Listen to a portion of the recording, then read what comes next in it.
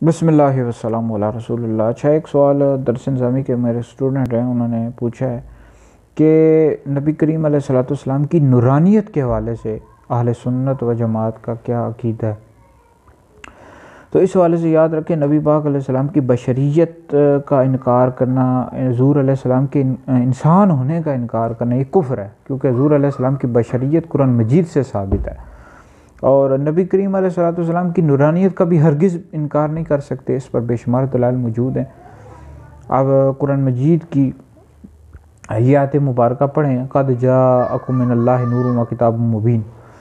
اب اور اس کے تحت جو مفسرین نے لکھا ہے، تفسیر کبیر پڑھیں، تفسیر بیضاوی پڑھیں، تفسیر جلالین پڑھیں، اور اس کے علاوہ دیگر جو تفاسیر ہیں ان کا مطالعہ کریں کہ نور سے مراد مفسرین نے کیا لیا ہے۔ نور سے مراد نبی کریم علیہ الصلوۃ والسلام کی ذات مبارک ہے، اور ایک حدیث مبارکہ کا مفہوم بھی ہے۔ نبی پاک علیہ الصلوۃ والسلام نے ارشاد فرمایا ہے جابر، اللہ رب العزت نے تیرے نبی کے نور کو سب سے پہلے پیدا فرمایا۔